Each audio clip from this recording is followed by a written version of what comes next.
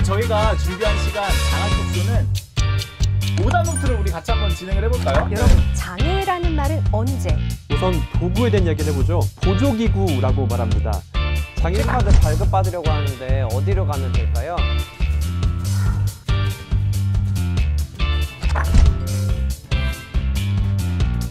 사람으로서 공정하고 이해하고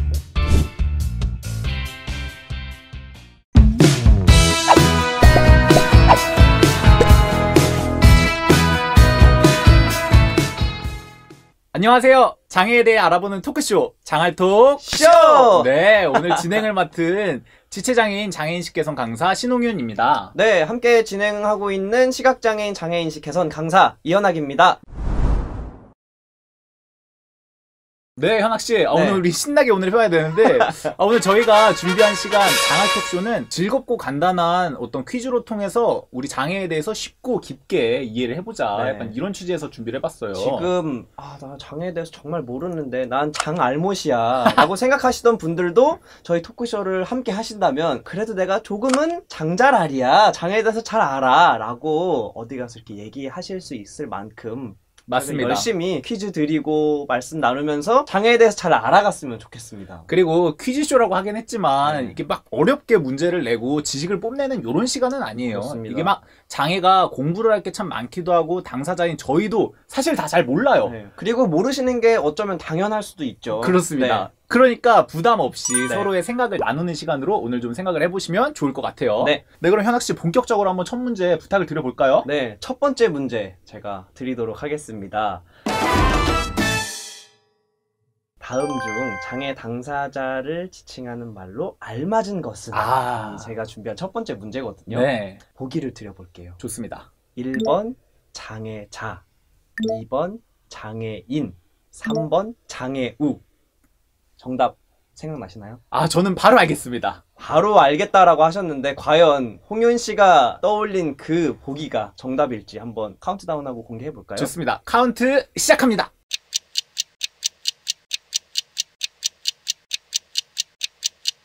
네. 네.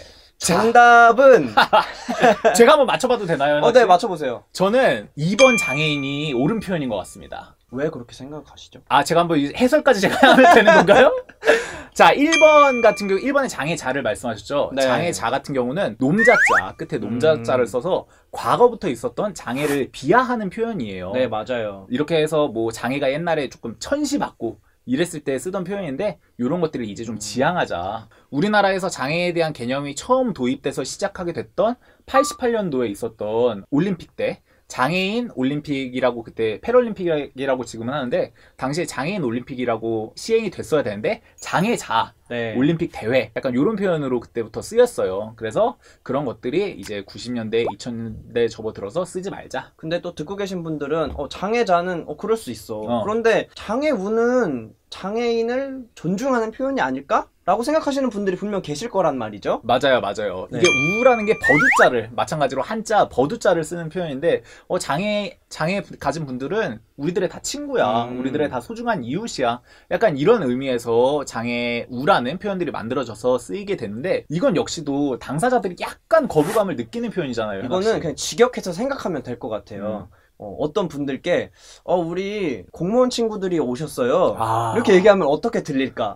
그러네요. 나를 약간 애 취급하는 건가? 라는 생각이 들 수 있잖아요. 맞습니다. 근데 저희는 실제로 어딜 가도 우리 장애우 친구가 왔습니다. 이렇게 표현하시는 분들도 있고, 처음 만났음에도 불구하고 우리는 장애우와 함께 합니다. 저는 낯설고 낯가림이 많은 사람인데 맞아. 초면에 저를 친구라고 표현하면 되게 부담스럽거든요. 그리고 이게 저희 스스로 지칭할 수 있는 표현도 아니에요.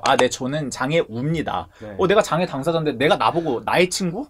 약간 이렇게 될 나는 수가 나의 있어요. 친구야. 그러니까 네.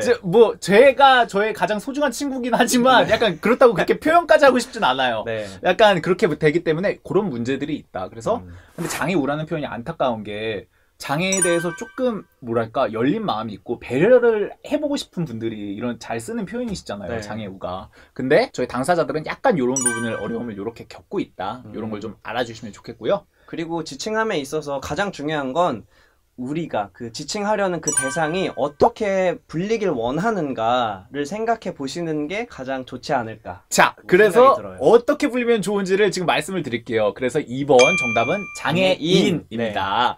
자, 장애인 같은 경우는 가장 어떻게 보면 오래도록 쓰인 표현인 동시에 그리고 거부감도 없어요. 네. 되게 조금 뭐랄까 기본적인 어떤 표현? 되게 무미건조한 표현인데 음. 가장 알맞죠? 무미건조한 표현이. 맞아요. 네. 정말 장애인에는 아무 뭔가 첨가된 의미들이 없습니다. 네. 그래서 저희들이 조금 거부감이 덜한 그래 뭐 그렇게 우리 부르지 약간 당사자들이 통용적으로 많이 통상적으로 느끼고 있는 그냥 그래 우리 장애인이지 이런 표현으로 많이 생각을 해주시면 좋을 것 같아요. 그래서 저희를 언제 보시면 장애인으로 생각을 해주시고 부를 일이 있다면 네. 그렇게 좀 부탁을 드리면서 자 저희 두 번째 문제로 한번 또 가볼까요?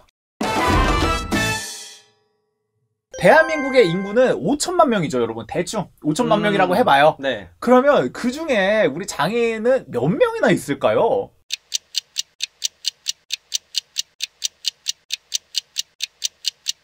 네. 자, 그럼 우리 현학 씨의 대답을 먼저 들어볼게요, 여러분. 우리 현학 씨는 한 몇 명 될 것 같습니까?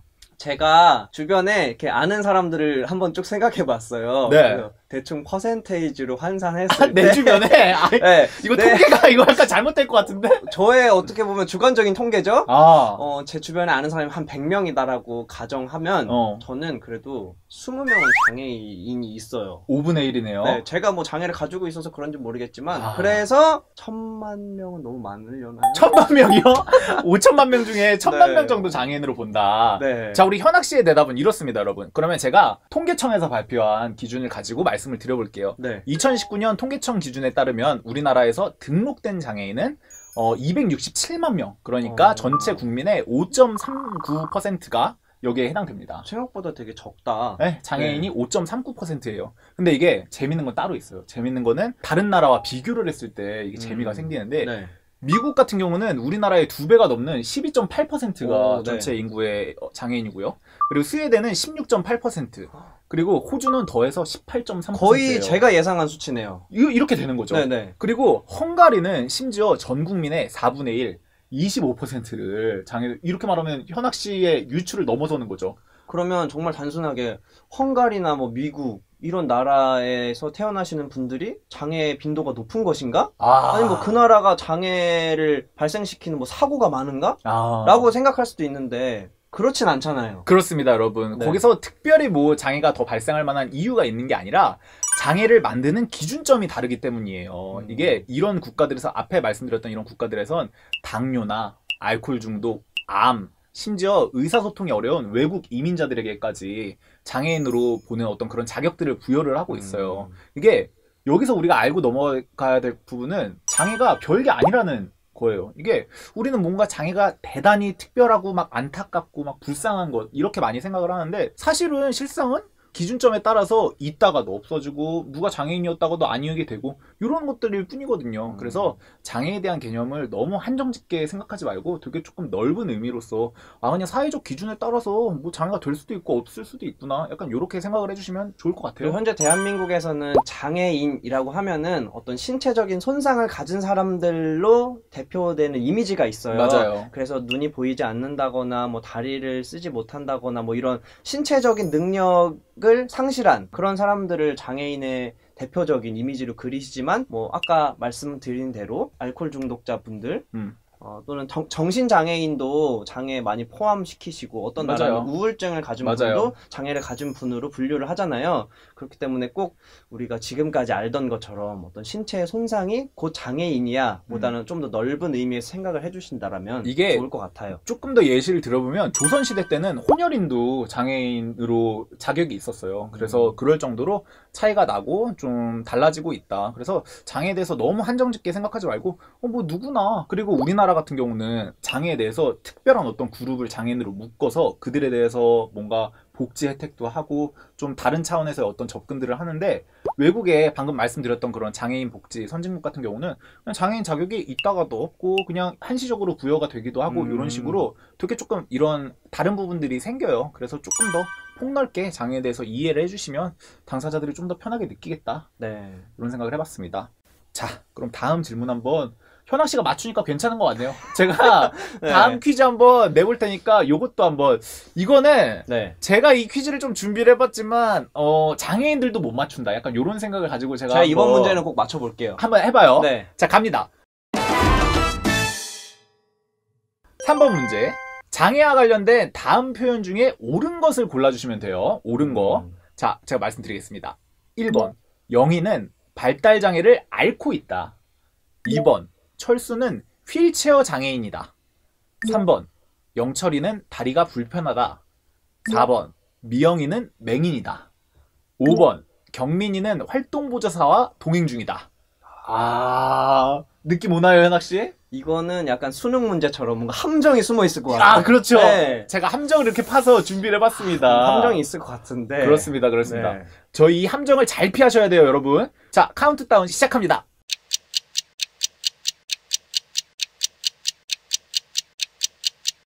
자, 네. 가겠습니다. 현학씨 3번 문제 정답 몇 번 같았어요? 5번이 아닐까. 아, 5번. 네. 경민이는 활동보조사와 동행 중이다. 네. 아, 근데 현학씨 이 컨셉은 좋은데 가끔은 좀 맞춰주셔야 되는데. 아, 틀렸나요? 아, 제가 정답 발표하겠습니다. 네. 여러분, 5번. 지금 현학씨는 정답을 말했을까요? 네, 틀렸습니다. 현학씨 틀렸어요. 지금 장애인식 개선 강사가 말이에요. 자, 그럼 하나씩 네. 네, 오답 노트를 우리 같이 한번 진행을 해볼까요? 네네. 자, 여러분 1번부터 같이 봐보겠습니다. 틀렸나 내가? 자, 1번.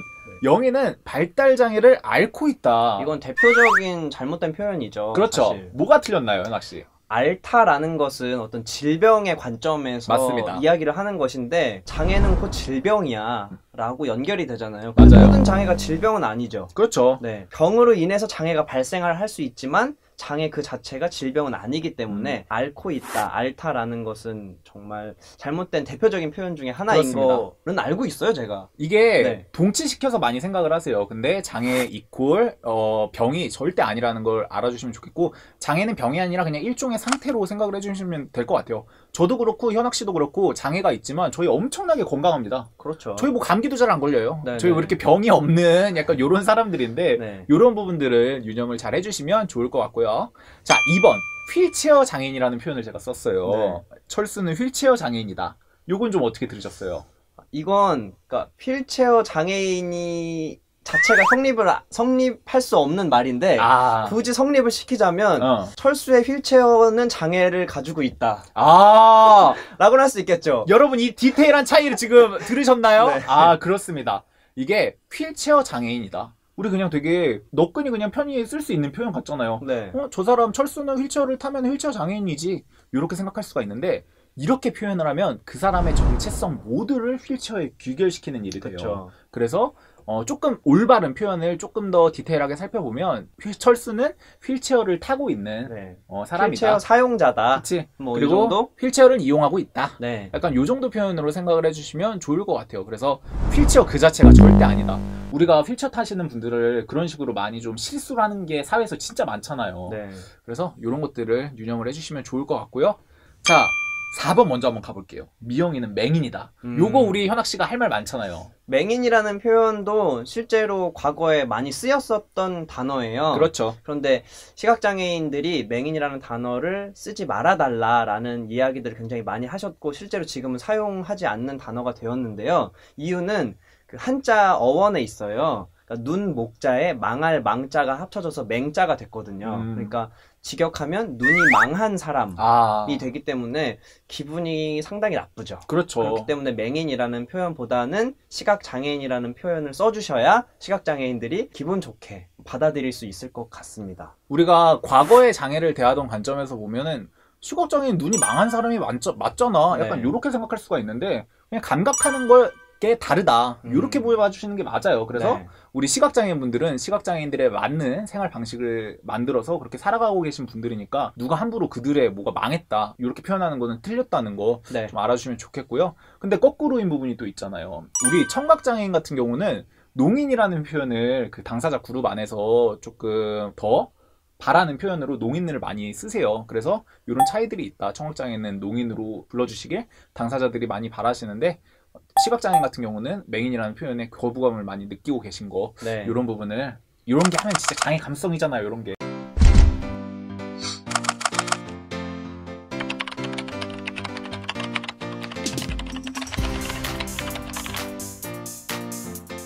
아, 그쵸. 이런 작은 디테일들에서부터 장애 감수성을 갖추고 있는 사람과 그렇지 않은 사람이 조금 구별되는 것 같아요. 그러니까 우리 영상 보시는 분들 이런 거 알아가면 얼마나 이제 수준 높은 인격자, 약간 인권의 어떤 알아가는 사람, 약간 이렇게 그게 되니까 해주시면 좋겠고. 자, 우리 5번 현학 씨가 틀린다. 네. 이게 근데 저희 장애 당사자들이 많이 틀려요. 네. 왜냐면은 자 5번에 제가 뭐라고 썼습니까? 경민이는 활동보조사와 동행 중이다. 이런 표현을 제가 썼는데 일단 굉장히 맞는 표현 같아요. 그쵸? 네. 이게 뭔가 경민이라는 이름이 틀리진 않았을 거 아니야. 그리고 동행. 그니까. 말 맞는 단어인 것 같고. 그니까. 네. 자, 근데 활동보조사라는 표현에 약간 맹점이 있어요. 아, 이런 표현 쓰면 안 되겠구나.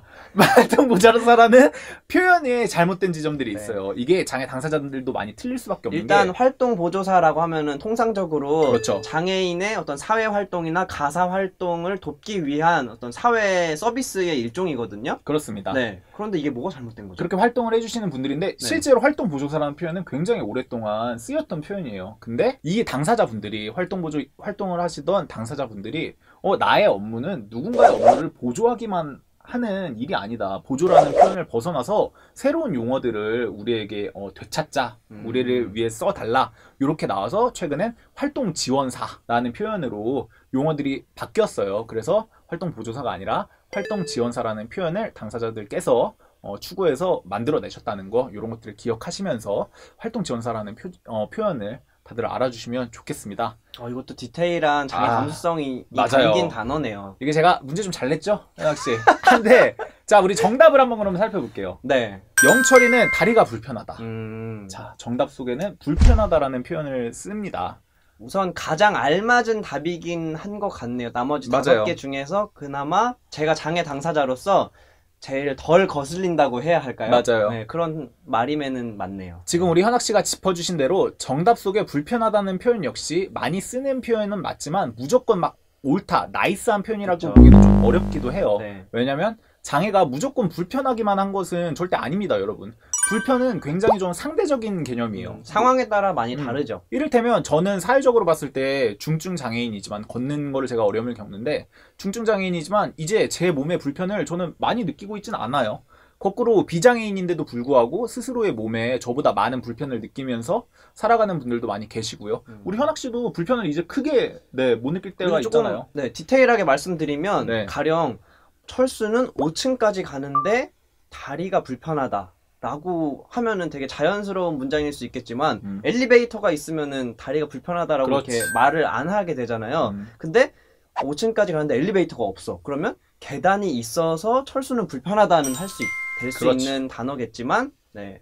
그래서 우리가 3번이 가장 조금 덜 틀린 말이긴 하지만 그래도 불편하다라는 게 또 우리가 1년 뒤, 2년 뒤에는 이것도 맞지 않습니다라고 설명드릴 수도 있는 맞아요. 네, 장애 감수성이 이렇게 발전해 가고 있기 때문에 현재는 맞고 미래는 틀릴 수도 있지만 그런 단어들이 우리가 많이 사용하고 있죠, 일상 속에서. 그리고 우리가 오늘 옳은 표현에 대해서 살펴보려고 할 때 여러분이 다 헷갈리신 게 과거에는 아무 문제의식이 없던 표현들이 맞아요. 많아요. 네. 그랬는데 현대에 들어서 이런 것들이 문제들이 지적이 되면서 바뀐 표현들이 많아서 그래서 여러분들이 그런 걸 유념을 해주시면 이 표현도 바뀔 수 있구나. 하지만 오늘 정답으로 이걸 담은 거는 계속 누차 얘기하지만 이 불편하다는 표현은 장애 당사자들이 거부감이 이렇게 지금 현재는 크지 않은 표현이기 때문에 저희가 좀 소개해드리는 차원에서 담아봤습니다. 오늘 퀴즈쇼를 통해서 장애가 개인이 아닌 사회의 몫임을 우리가 함께 생각해보는 계기가 되었길 바랍니다. 우리가 함께 노력할 때 더 이상 장애는 장애가 아니게 됩니다. 네, 맞습니다. 오늘 즐거운 시간이었어요, 여러분. 네, 그러면 안녕. 장활톡 쇼. 안녕히 계세요. 고마워요.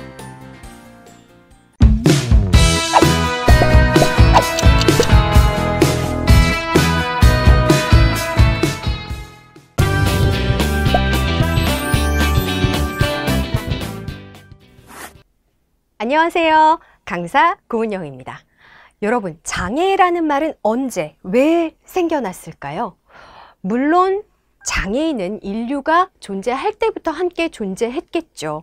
하지만 장애인이라는 이 집단적인 이 구분된 단어는요, 네, 산업사회 때 생겨났다고 할 수 있습니다.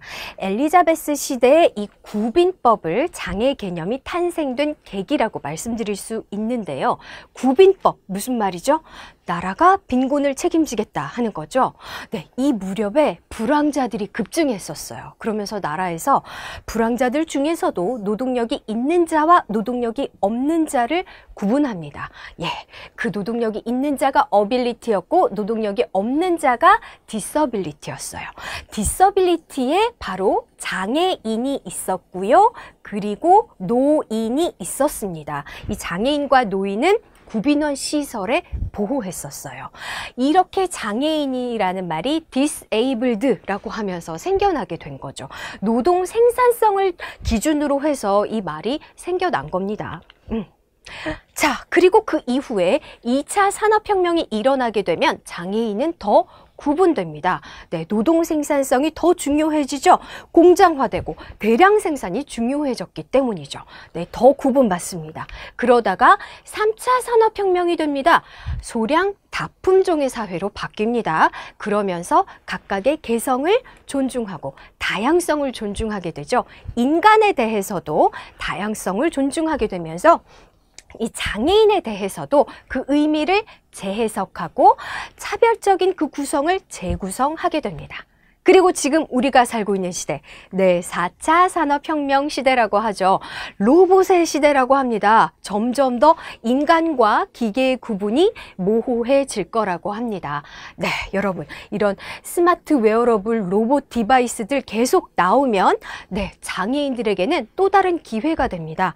네, 이런 기계들로 인해서 점점 더 네, 신체의 기능성으로 인해서 노동 생산성이 구분받았던 것이 무의미해지기 때문이죠. 이렇게 시대가 변하고 있는데요, 여러분. 여러분은 어떤 시대적 관점으로 장애를 바라보고 계셨을까요? 네, 이번에는 장애인의 뜻에 대해서 한번 살펴보겠습니다. 현재 우리나라 법에서 말하는 장애인의 뜻은요. 네, 장애인 복지법을 찾아보시면 됩니다. 와, 이렇게 길게 나와 있네요. 이 중에서 키워드로 짚어드리겠습니다.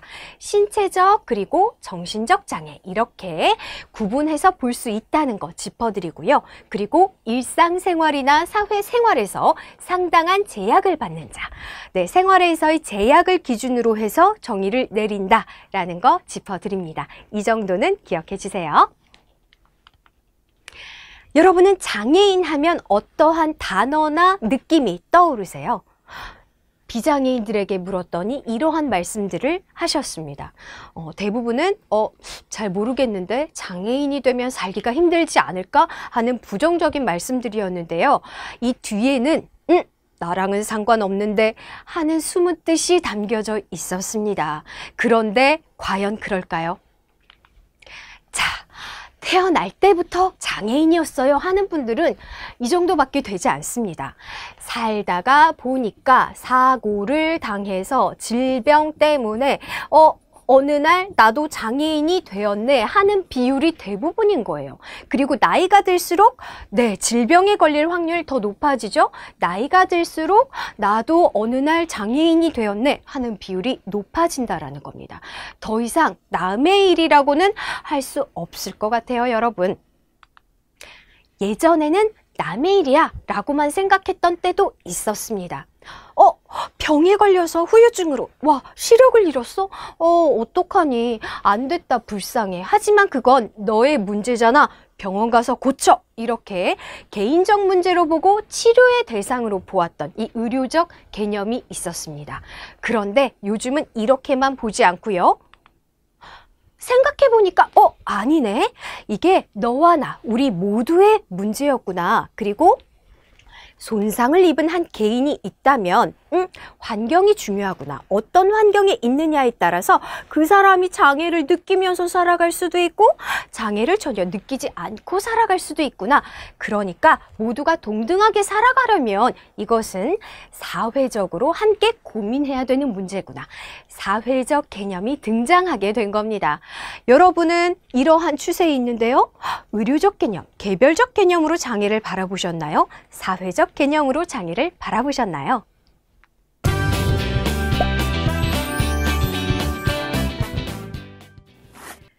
우리나라는 장애를 어떻게 범주화하고 있을까요? 먼저 신체적 장애와 정신적 장애로 구분합니다. 신체적 장애로서 12범주가 있고요. 그리고 정신적 장애로서 3범주가 있습니다. 이 신체적 장애 12범주 중에서 6가지가 지금 화면에 나와 있는 거예요. 이 중에서 오해하기 쉬운 것만 몇 가지 짚어드리겠습니다. 뇌병변 장애. 뇌병변 장애는요, 중추신경의 손상으로 인해서 근육 강직으로 인해서 의사소통이 힘든 경우를 말합니다. 그러니까 발음이 불명확하다거나 아니면 말의 속도가 느린 거죠. 이런 것을 보고서 지능이 낮은 거 아니야? 라고 오해를 하시는 경우가 있습니다. 지적장애와 다릅니다. 또 지능이 낮은 게 아닙니다. 뇌병변 장애 기억해 주시고요. 그리고 시각장애. 시각장애인들은 모두 다 전혀 보이지 않는 사람들이야 라고 오해하시는데, 전혀 보이지 않는 전맹인 분들은요 몇 프로 되지 않습니다. 오히려 더 많은 분들이 저시력자에 해당한다 라는 것도 알아두시면 좋겠고요. 그리고 시각장애인들은 다 점자를 사용하는 거 아니야? 라고 생각하시는데 그렇지 않습니다. 점자가요 배우기도 어려워요. 후천적으로 시각장애를 얻은 이런 분들 같은 경우에 어떻게 써요? 문서 확대의 방법도 있고요. 음성 출력의 방법도 있고요. 다양한 방법이 있습니다. 꼭 점자만 사용하는 것은 아니다 말씀드리고 싶습니다. 그리고 청각장애. 청각장애인이라고 해서 모두 다 수어를 사용할까요? 그렇지 않습니다. 수어를 사용할 수도 있지만 구화, 입의 모양으로 대화를 하는 구화를 할 수도 있고요. 자녀 청력을 사용할 수도 있고요. 문자를 사용할 수도 있습니다. 그러니까 우리가 섣불리 판단하지 말자. 이것도 말씀드리고 싶습니다. 그리고 신체적 장애 나머지 6가지 범주가 나와 있는데요. 뇌전증 짚어드리고 싶습니다. 예전에는 간질이라고 불렀는데요. 지금은 뇌전증이라고 부른다는 거 기억해 주시고요. 그리고 장루 요루장애도 말씀드리고 싶어요. 잘 모르실 수도 있는데 이것은 이제 대변 주머니나 소변 주머니를 차고 있는 경우를 이야기합니다. 다음은 정신적 장애입니다. 지적 장애와 자폐성 장애는 포괄해서 발달 장애라고 부르기도 하죠. 그리고 정신 장애가 있습니다. 여기서 한 가지, 자폐성 장애인들은 특정한 분야에서 특출한 천재성을 보이던데 라고 말씀들을 하시는데 모두 다 그런 것이 아닙니다. 영화 마라톤 보니까 초원이 그리고 어떤 영화 보니까 배우지도 않았는데 막 피아노도 독학해서 되게 잘 치던데요? 암기 잘하고 산수 잘하던데요? 이런 말씀 하시는데요. 자폐성 장애인 중에서도 서번트 신드롬에 해당하는 분들만 그렇습니다. 역시 섣불리 판단하지 말자 말씀드리고 싶습니다. 그러면 해외는 어떨까요? 해외 선진복지 국가에서는요, 더 포괄적입니다. 우리나라에서는 사실 이것만 보는 거예요. 신체나 정신의 기능적 장애만 봤다면 해외에서는 특정한 분야의 일을 할 수 있는가 없는가 하는 노동 능력 측면을 보기도 하고요. 그리고 사회적 의미의 장애를 보기도 합니다. 이게 뭐냐면은요, UN 장애인 권리 협약에 따라서 나왔던 이 사회적 모델의 관점을 반영한 것입니다. 이 장애라는 것이 손상을 가진 한 사람만으로 볼 수 없고 그 환경적 장벽 사이에 상호작용으로서 범주화할 수 있다라는 거예요. 이렇게 만약에 우리나라도 사회적 의미의 장애까지 포함시키게 된다면 비만인도 장애인이라고 할 수 있고요. 이민자도 장애인이라고 할 수 있게 되는 날이 올지도 모르겠어요. 점점 더 포괄적인 의미로 보는 추세에 있으니까 말이죠. 자, 여러분, 이쯤에서 여러분의 장애 감수성도 한번 테스트 해보겠습니다. 장애 감수성이란 장애 또는 장애인에 대한 반응으로서 장애의 다름을 인정하고 장애인을 존중하는 태도와 마음가짐을 말합니다. 자, 여러분의 장애 감수성 질문으로 한번 드려볼게요. 네, 여러분이 휠체어를 이용하는 지체 장애인이라고 한다면 1번 식당과 2번 식당 중에서 어떤 식당을 이용할 것 같으세요? 물론 정답이 따로 있는 것은 아닙니다. 원하시는 곳으로 가면 되지만 많은 장애인들이 2번 식당으로 갑니다. 이유는 뭘까요? 이 식당의 차이는 아시겠나요? 1번 식당은 여기 경사로가 있는 거예요, 지금. 그래서 시설이 잘 갖추어져 있어서 휠체어가 쉽게 들어올 수 있어요. 좋네. 그런데 식당 주인의 표정을 보세요. 날 별로 좋아하지 않는 것 같아. 그런 표정이 느껴집니다. 2번 식당을 보세요. 계단이 있어요. 시설은 갖추어져 있지 않습니다. 그런데 식당 주인이 아이고 어떡해요. 계단이 있어서 죄송합니다. 대신 임시방편으로 경사로 대신 이거라도 깔아드릴까요? 하면서 도와주려고 하는 모습이에요. 이게 바로 장애 감수성입니다. 시설, 제도, 정책, 법 물론 중요하죠. 그러나 그 이전에 더 중요한 것은 사실 태도, 공생에 대한 생각, 인식이 아닐까 싶어요. 장애 감수성, 장애 인식 이런 것을 위해서 오늘 이 시간도 여러분 저와 함께 하고 있는 것 아닐까요?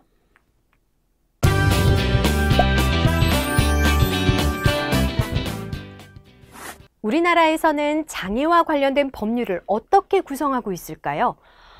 인권을 중심 가치에 놓고 우선 크게 두 가지로 구성해서 볼 수 있습니다. 소극적인 조치로서 차별금지, 권익옹호가 있고요. 그리고 적극적인 조치로서 사회 정책이 있습니다. 이 권익옹호에 대한 것은 잠시 후에 살펴보기로 하고요. 자, 사회 정책과 관련된 거. 와, 이렇게 많은 법률이 있네요. 이걸 어떻게 다 기억해요? 걱정하지 마십시오. 많지만 정말 중요한 거, 노란 글씨, 장애인 복지법을 기억해 주시면 좋을 것 같아요. 장애인 복지법 은요, 장애인과 관련된 정의도 여기 나와 있고요. 차별 금지, 장애인의 교육은 어떻게 해야 하나, 장애인의 취업, 직업은 어떻게 해야 하나, 편의시설 등등 장애인의 인간다운 삶과 권리와 관련된 종합적인 법률이라고 보시면 됩니다. 어떤 장애인과 관련된 법이 궁금하다 하면 장애인 복지법을 찾아서 검색해 보시면 된다 정도는 기억해 주시면 좋을 것 같습니다. 장애인 복지법 잠시 후에 다시 돌아오기로 하고요. 조금 전에 말씀드렸던 권익옹호에 관련된 장애인 차별금지법 제가 하나씩 사례로 쉽게 이야기로 풀어드릴게요. 6가지로 풀어드릴 수 있을 것 같은데요. 먼저 직접차별 말씀드리겠습니다. 이 경우는 정당한 사유 없이 제한, 배제, 분리, 거부 등에 의하여 불리하게 대하는 경우, 뭔가 말이 어려운 것 같지만 상대적으로 쉽게 이거 차별이잖아 하고 판가름하기 좀 쉬운 사례들에 해당합니다. 한 가지의 사례로 볼게요. 4번째로 볼까요? 휠체어를 이용하는 지체장애인이라고 봅시다. 그 지체장애인이 출근 시간에 시내 버스를 타려고 합니다. 그런데 버스 기사가 나도 시간 맞춰야 되고 승객들도 바쁜데 그냥 지하철 이용하시죠? 이러면 아무리 친절하게 거절해도 이것은 직접차별이죠. 직접차별은 상대적으로 좀 쉽게 판가름하실 수 있을 것 같고요. 간접차별 보겠습니다. 간접차별은요, 겉으로 봤을 때, 형식적으로 봤을 때는 차별이 아닌 것 같은데 가만 보니까 이거 차별이잖아 싶은 결과를 초래한다는 겁니다. 왜? 장애를 고려하지 않은 기준을 적용했기 때문이에요. 자, 예를 한번 보겠습니다. 대표적인 것이 바로 시험이에요. 비장애인과 장애인이 같이 앉아서 똑같이 시험을 본다.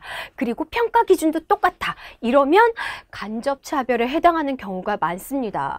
여기서처럼 청각장애인, 다른 말로 농인이라고도 합니다. 농인. 청각장애인, 농인이 청인, 잘 들리는 사람과 똑같이 앉아서 영어 듣기 평가를 본다. 시간도 똑같다. 그리고 똑같이 채점한다. 간접차별에 해당합니다. 하나만 더 볼게요. 2번째, 일반적인 상가시설이 들어있는 건물이에요. 3, 4층짜리 건물인데 엘리베이터가 없네. 그러면 휠체어 이용자는 그 상가 못 들어가죠. 간접차별이라고 할 수 있는 겁니다. 자, 이번에는 정당한 편의 제공 거부예요. 이 경우는 이걸로 한번 볼까요? 우리 구청에 저시력자 민원인이 들어오셨습니다.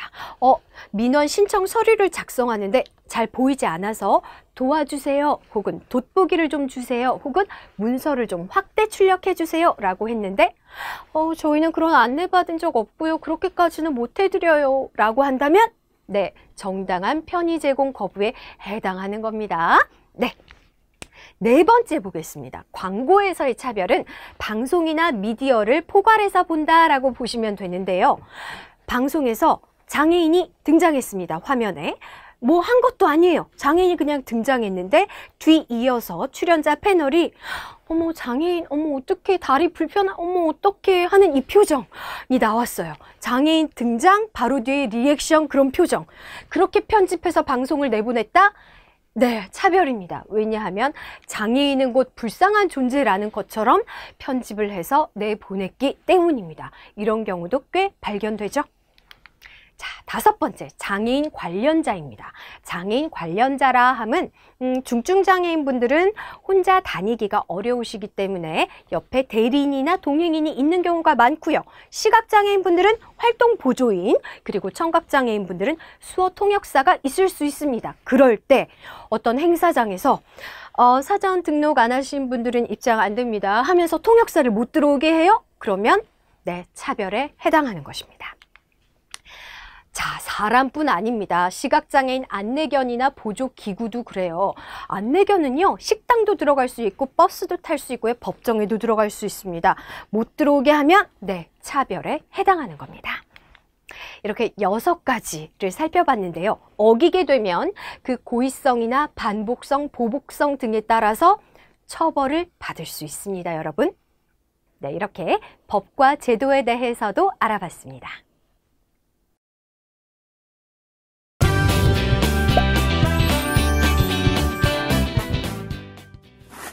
안녕하세요. 장애인식 개선 강사 이창훈입니다. 여러분, 실질적으로 장애인과 만났을 때, 그리고 장애인과 만날 약속이 있을 때 어떻게 해야 할지 참 난감하고 궁금한 사항들이 많을 것 같은데요.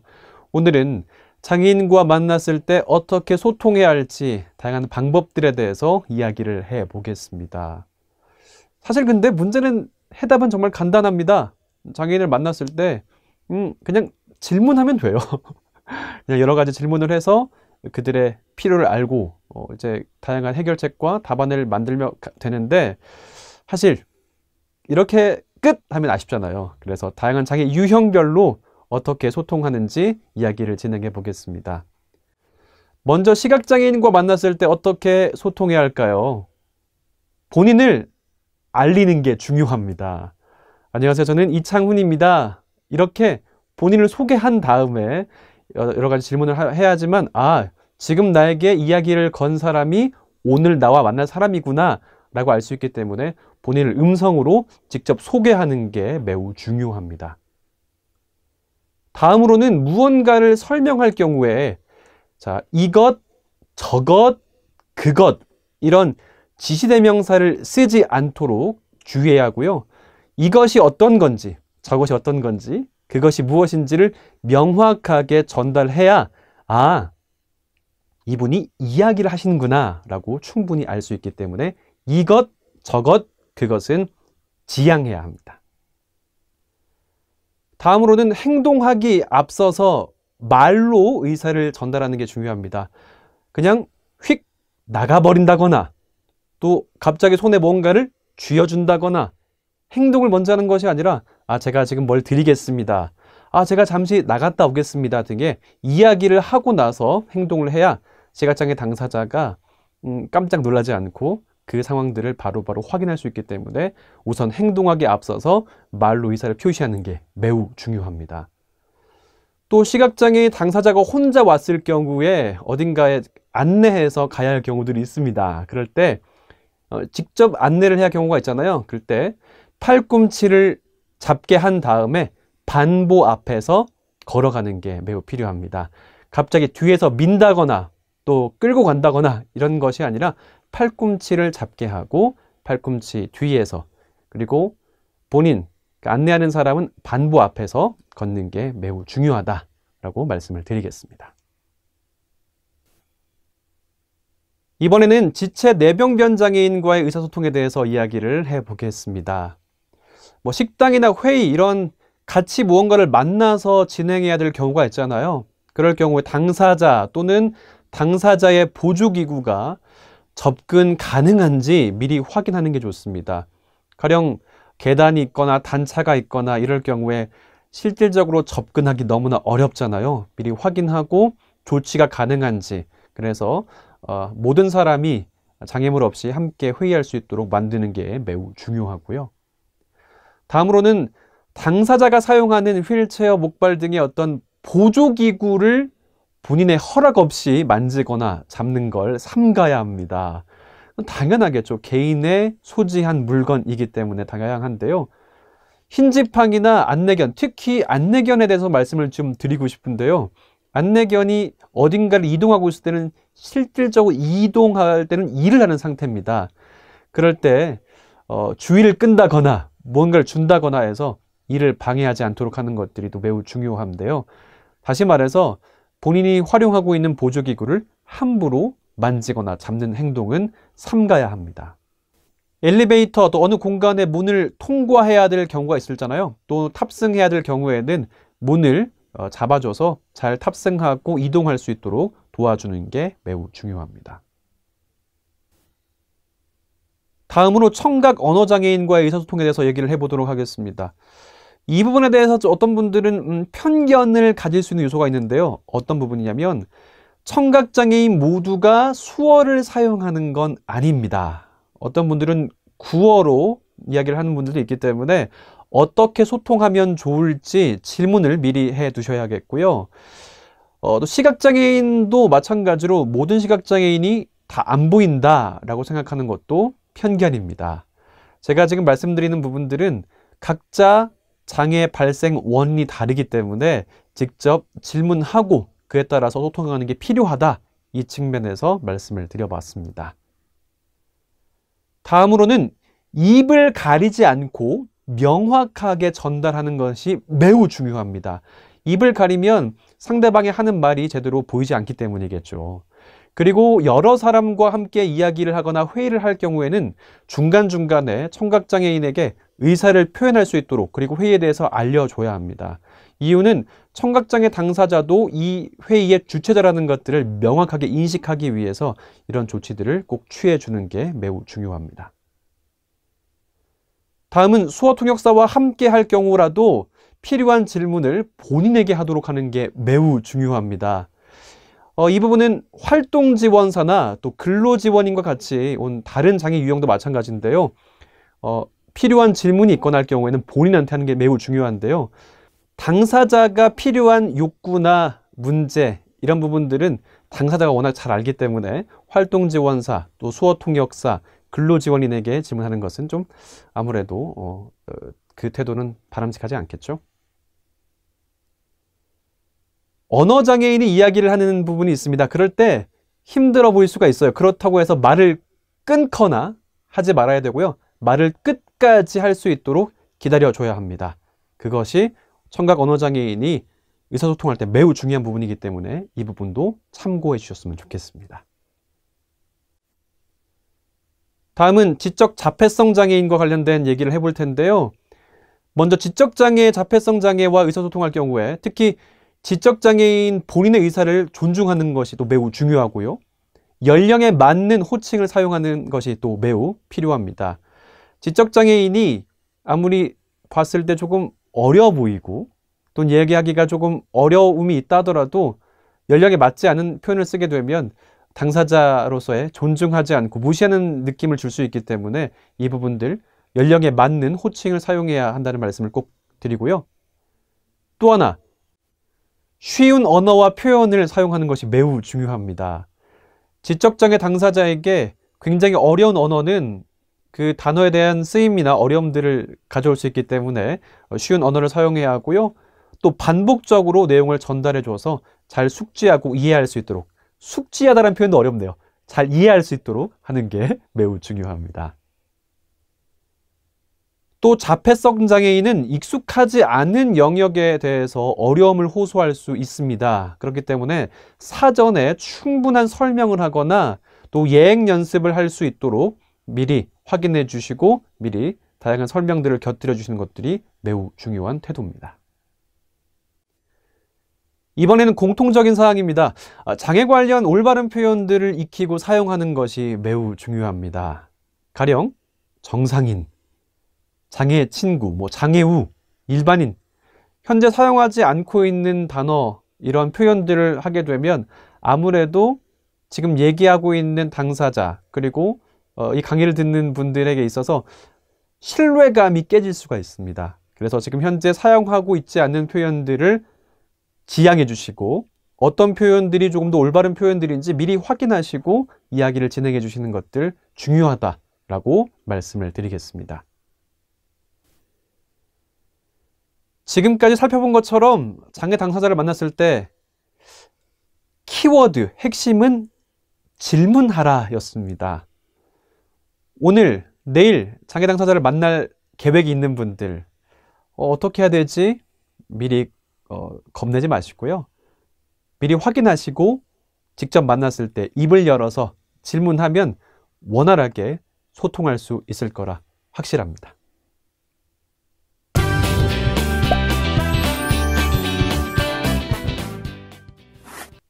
계속해서 장애와 관련한 도구, 공간, 환경에 대한 이야기를 해보겠습니다.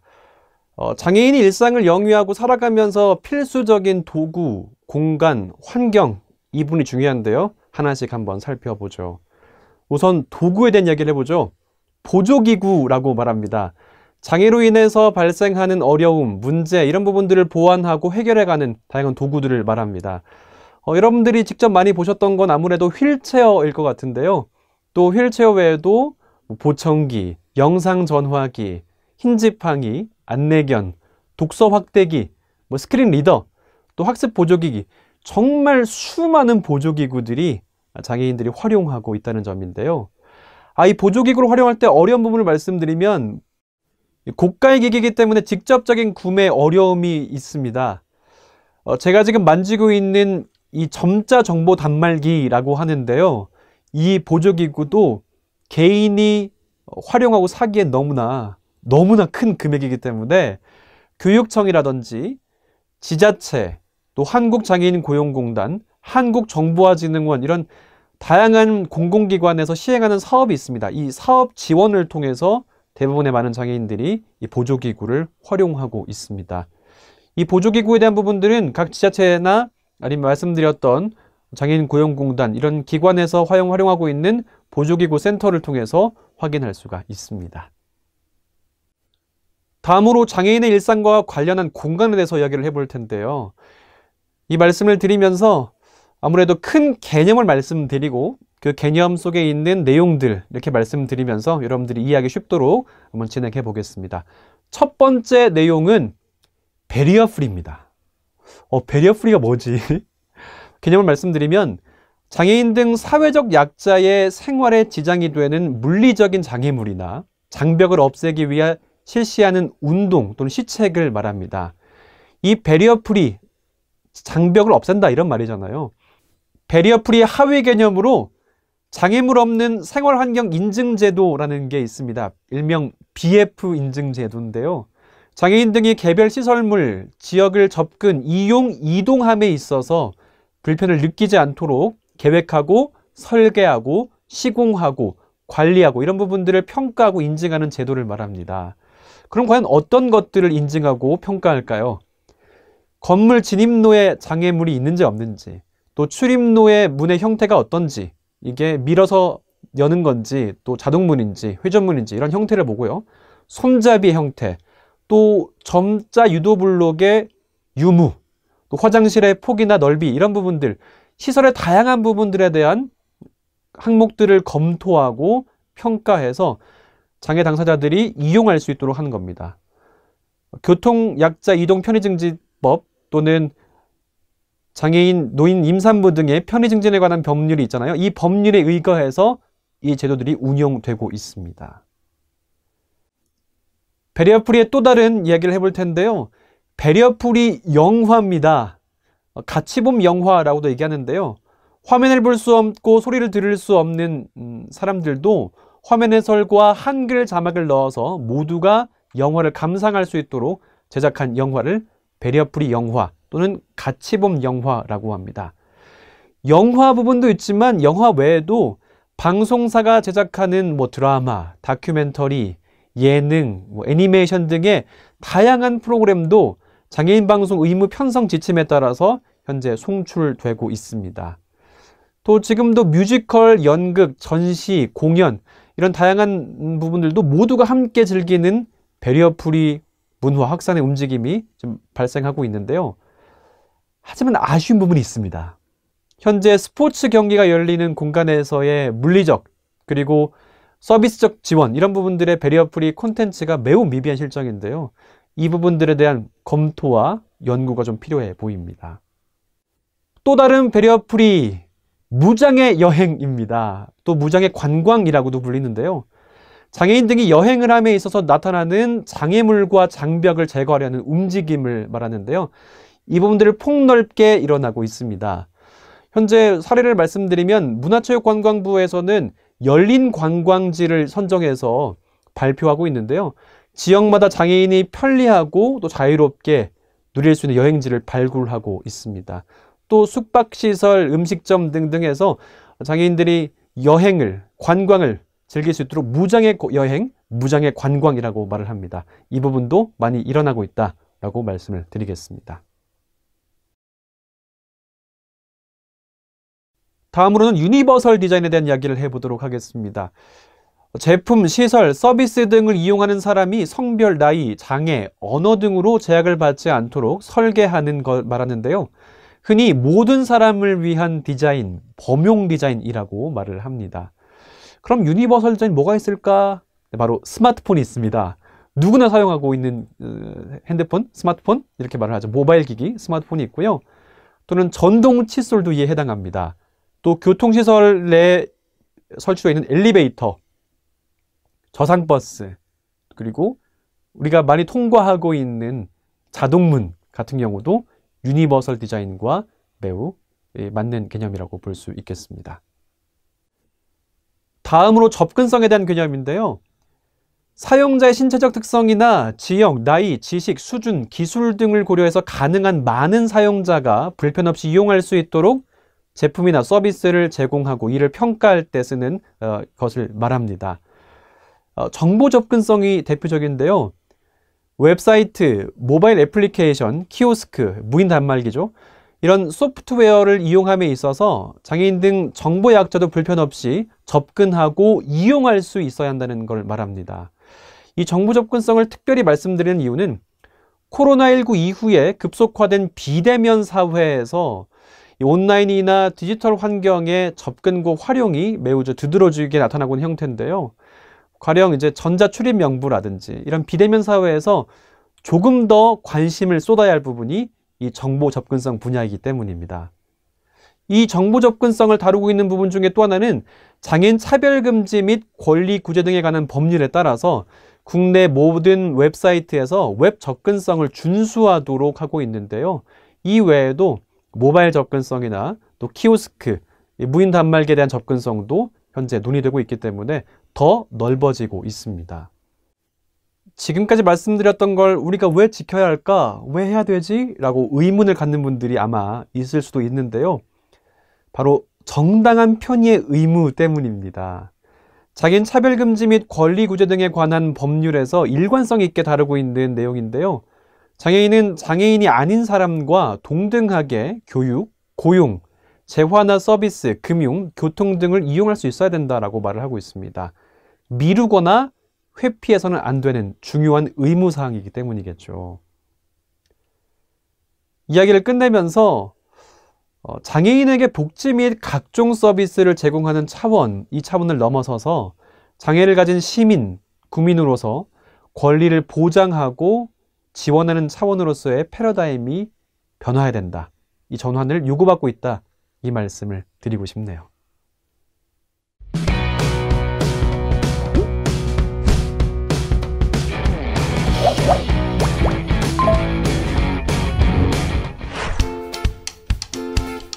안녕하세요. 장애인식 개선 강사 신홍윤입니다. 안녕하세요. 장애인식 개선 강사 이현학입니다. 네, 여러분 오늘은 저희가 한 구청 앞에 나와 있습니다.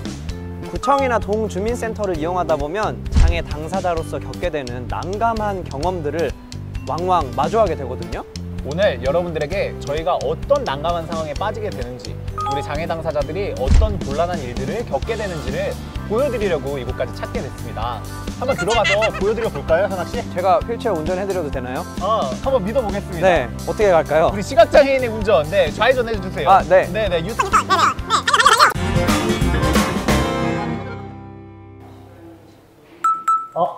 저기요. 복지카드 발급받으려고 하는데 어디로 가면 될까요?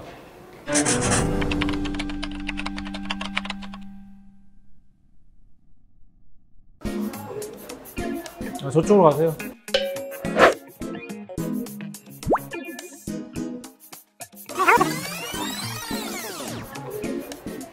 저쪽으로 가세요.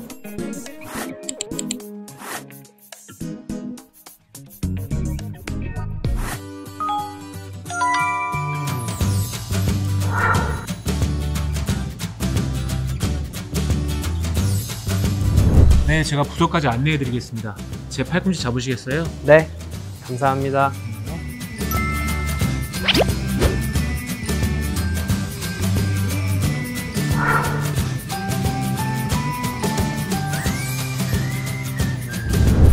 민원 창구는 2층에 있습니다. 건물 중앙에 엘리베이터 있으니 이용하시고 2층 내리시면 바로 오른편에서 발급받으실 수 있습니다. 가시는 길에 문턱은 없고 모두 다 자동문으로 되어 있습니다. 네.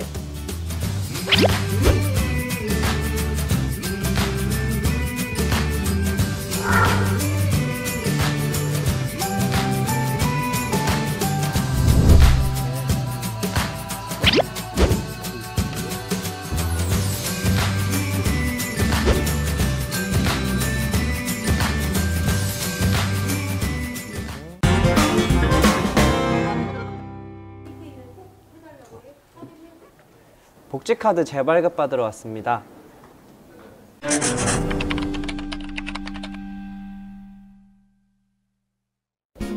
주민등록증 주시고 지문인식기에 손가락 얹으세요.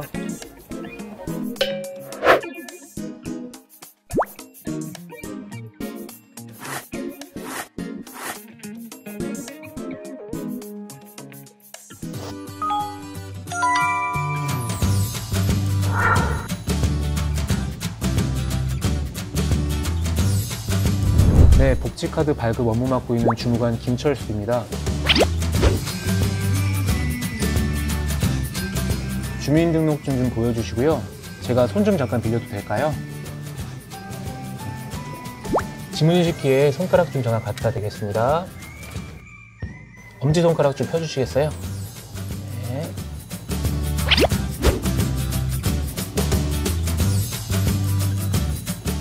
네, 됐습니다. 감사합니다. 감사합니다.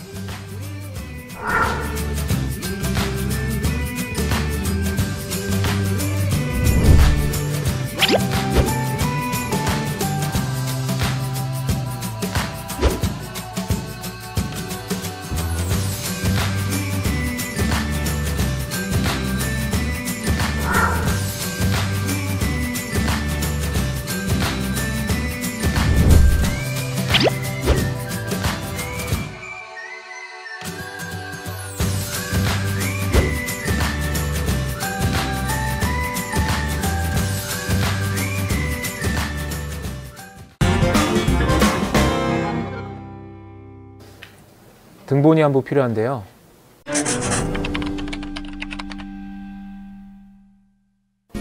저기 무인 발급기에서 등본 한 부 떼오세요.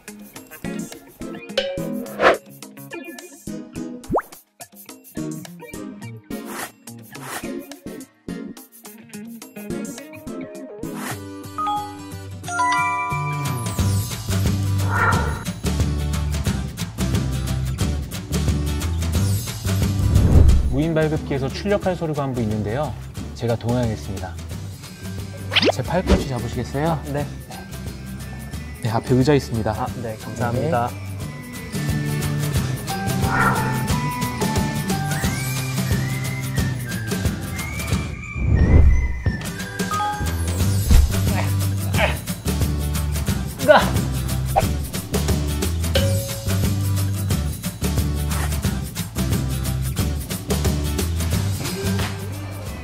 제가 도와드릴까요? 아, 네, 좀 부탁드릴게요. 네, 등본을 떼려고 하거든요. 아, 네. 주민등록 등본. 네. 혹시 네, 주민등록 번호. 아, 네. 혹시 89. 820. 네, 요 정도 될 것 같습니다. 네, 감사합니다. 감사합니다. 아, 네. 아, 복지카드 발급 쉽네. 그러니까 드디어 이렇게 받게 되네. 아, 이렇게 직진하면 되나요? 네네, 직진 갑시다.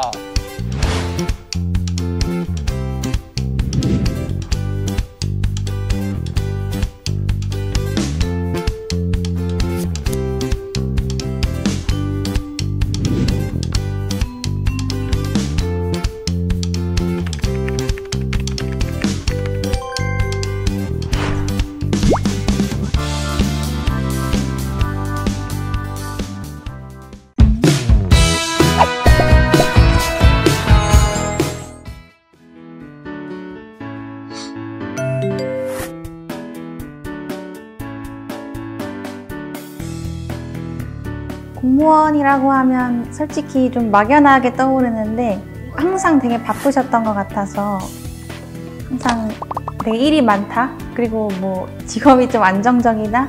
이런 게 좀 가장 먼저 떠오르는 것 같아요. 아무래도 뭔가 조금 편한 이미지가 떠오르진 않는 것 같아요.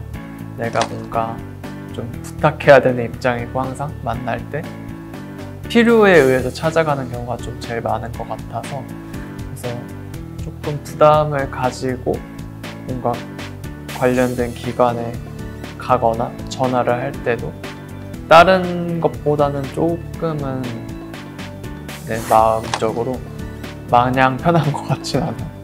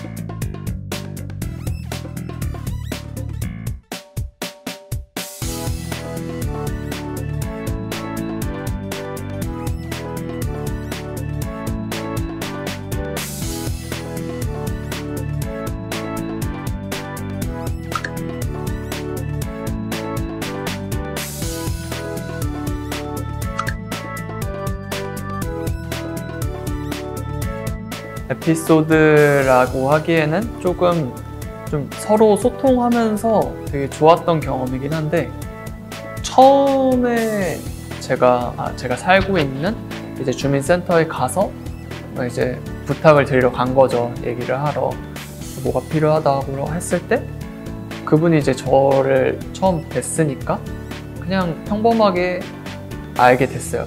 근데 제가 요청하는 바가 항상 조금씩 생길 때마다 찾아갈 때 조금씩 뭔가 그분의 표정이 제 친구들과 비슷해지는 걸 느꼈어요. 그거를 봤을 때 아, 이게 결국 나를 그분이 처음에는 경계를 했지만 크게 경계할 게 아니란 거를 그분 스스로 느낀 것 같고 나중에 뭐 전화로만 얘기할 일이 있을 때도 되게 웃으면서 아, 뭐 최동균님이시냐 나 저번에 했던 거 뭐 잘 됐다 하면서 오늘도 좋은 하루 보내시라고 그런 얘기도 하고 그러면서 소통이 되는 기분이 되게 좋았던 경험이어서 기억에 남는 것 같아요.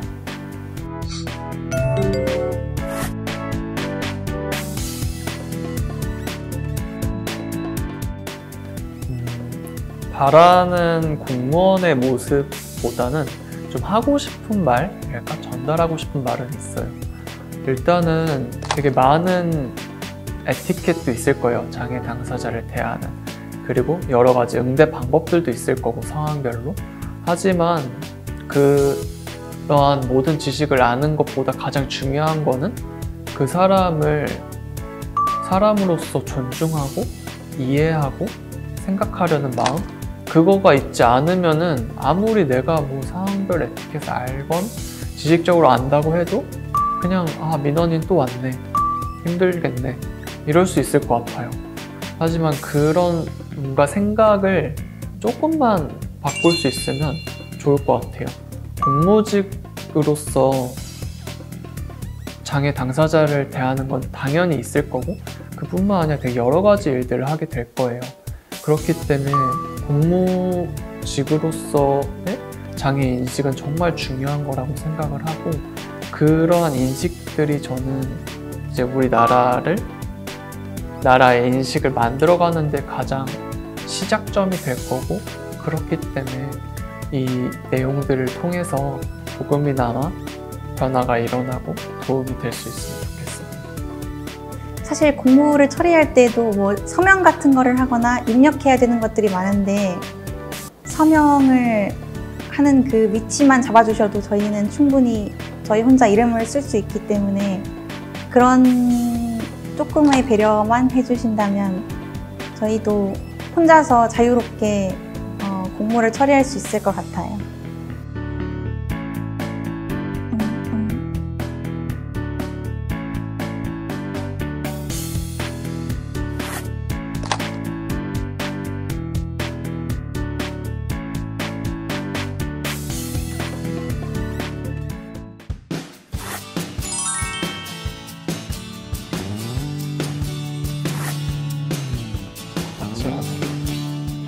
공무원의 모습도 있지만 버스에서 제가 지금 순간 다시 제가 만드는 공무원들에게 한마디?